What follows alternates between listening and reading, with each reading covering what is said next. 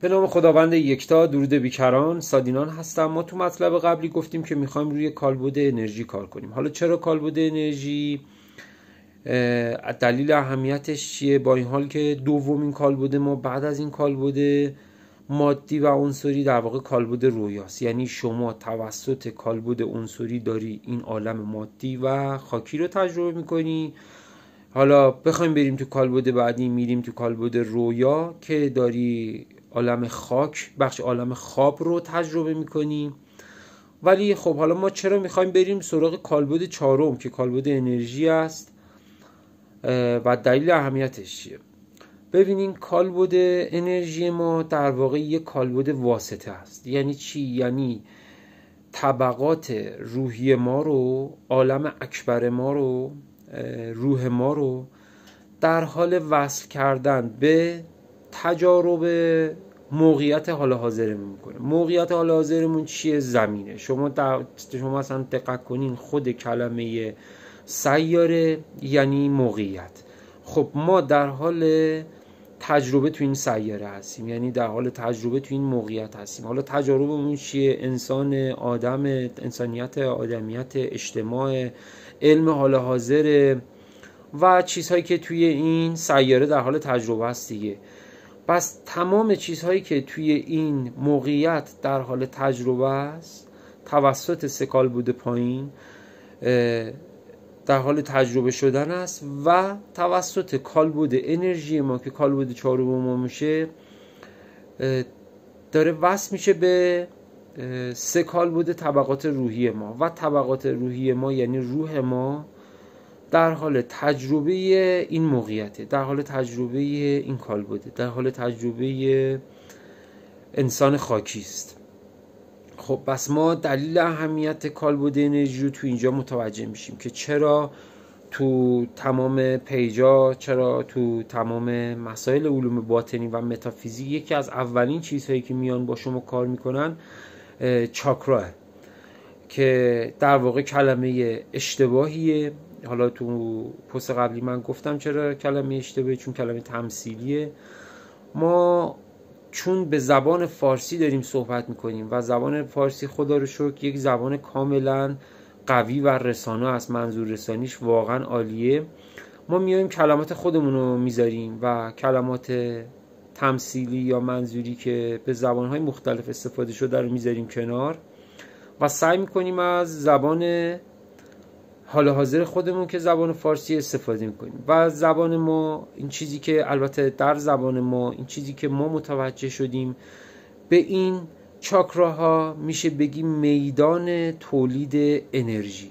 انرژی که تولید نمیشه، فقط از شکلی به شکل دیگر تبدیل میشه. پس این میدانهای تولید انرژی ما که توسط کالبد انرژی به ما وصل شده داره چیکار میکنه؟ داره انرژی هر موقعیت رو تولید میکنه. یعنی انرژی خام کیهانی، یعنی انرژی خام رو داره به وسیله میدان تولید انرژی اول ما یا میدان تولید انرژی کالبد مادی ما وصل میکنه که کالبد مادی ما داره توسط این میدان انرژیش تولید میشه و این موقعیت و کالبد خاکی رو داره تجربه میکنه یا کالبد فیزیکی رو، مادی رو داره تجربه میکنه.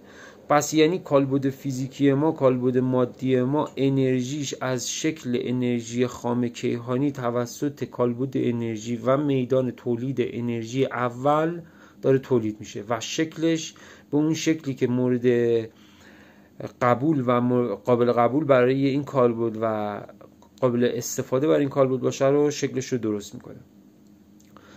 ببینید تو خیلی از پیج ها و خیلی از مباحث متافیزیکی و علوم باطنی میبینیم میان در مورد این میدان های تولید انرژی توضیحات مختلفی میذارن، از قبیل رنگ هاشون، از قبیل غذاهاشون، از قبیل حالا یک سری چیزهایی که تمثیل هایی که میزنن دیگه، مثل یک سری حرکات یوگا یا یک سری حرکاتی که این چاکراها رو یا این میدان های تولید انرژی رو میاد تحریک میکنه. خب ببینید اینا که اطلاعاتشون کاملا در دسترسه.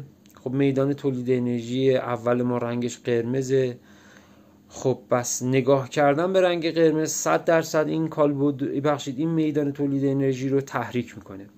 ولی خب برای کسی که مثلا آدم خشنی است یا آدم ترسویی است اصلا نباید به رنگ قرمز زیاد نگاه کنه. چرا؟ چون در واقع اون کالبد داره تحریک میشه، مخصوصا آدمایی که خشنن، آدمایی که خیلی خشنن و خشونت آمیز با تمام مسائل برخورد میکنن. اینا در واقع چاکر ریشهشون یا همان میدان تولید انرژی اول ما داره چیکار میکنه؟ داره براشون تحریک بیش از حد ایجاد میکنه. یعنی اونا خودشون بازوهای میدان تولید انرژیشون همینجوری بلند هست، همینجوری نامتعادل هست و وقتی که به رنگ قرمز نگاه کنن نه تنها این میدان تولید انرژی رو متعادل نمیکنه بلکه شدت خشونت رو بیشتر میکنه، یعنی نامتعادل تر میشه.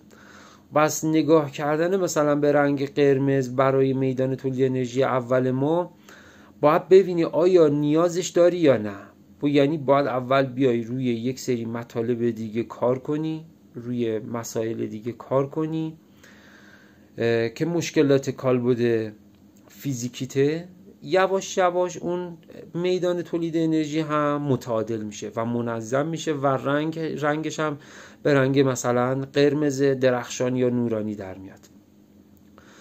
خب خوردن گوشت، نمیدونم، نگاه کردن به رنگ قرمز، صوت لام، صوت میم، اینا همه محرک این میدان تولید انرژی. ولی خب ما قبل از اینکه بخوایم این میدان تولید انرژی رو تحریک کنیم باید اول از همه بیایم روی اون کار کنیم، روی اون تحقیق کنیم، اونو کمی بشناسیم، ضعف و قوتش رو بشناسیم، نقاطی که خیلی قویه کمی اصلاح بشه، نقاطی که خیلی ضعیفه کمی اصلاح بشه تا اون میدان تولید انرژی به اون حرکت مطلوب و اون تعادلی که باید برسه.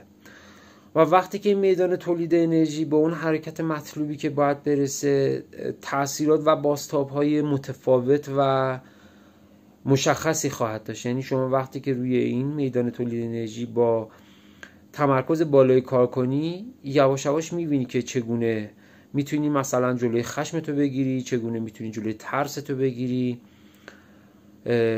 و چگونه جلوی خیلی از الگوهای رفتاری بعد کالبد فیزیکی که مربوط به این میدان تولید انرژی رو بگیری و خیلی چیزهای دیگه. علل خصوص قوت و قدرت خود این کالبد خیلی ارتباط مستقیمی به این میدان تولید انرژی داره که در واقع شروع کندالینی ما یا شروع حرکت کندالینی ما هم پایش بر روی این میدان تولید انرژی. یعنی وقتی که شما کندالینیت بخواد شروع به حرکت کنه اولین جایی که باید اصلاح بشه و روی اون کار بشه میدان تولید انرژی اوله. اون باید روش کار بشه، منظم بشه، متعادل بشه، بعد گام بعدی برداشته بشه به میدان تولید انرژی بعدی. پس ما هر کدوم از این میدانهای تولید انرژیمون دارای یک سری مشخصهای کامله. ما زیاد روی رنگ و مطالب دیگهش که تو خیلی از پیج‌های دیگه هست زیاد کار نمی کنیم چون واقعا در دسترسه. ما بیشتر میایم روی صفات و نقاط درکیش کار میکنیم. یعنی مثل همین الان که شما متوجه شدی که میدان تولید انرژی اول خیلی ارتباط مستقیمی به ترست داره، خیلی ارتباط مستقیمی به خشمت داره، خیلی ارتباط مستقیمی به سلامت جسمت داره، خیلی ارتباط مستقیمی به بیدار شدنت داره از خواب، خیلی ارتباط مستقیمی به توانت و گذر روزمرگیت داره.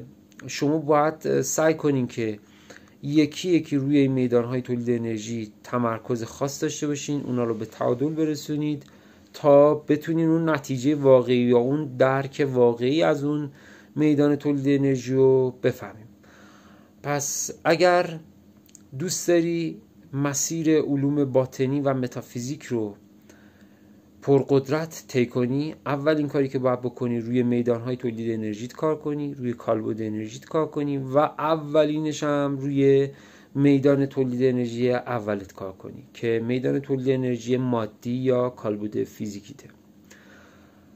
خواهش میکنم اگر از این مطالب خوشتون میاد و خوشتون اومده و به نظرتون رسانه است و چیزهای جدیدی که خیلی جاهای دیگه یا در خیلی از اطلاع رسانی‌های دیگه نیستش میبینین در اینجا هست، لطفاً اینو با بقیه به اشتراک بگذارید و حتما هم لطف کنید منو دنبال کنید و لایک هم یادتون نره.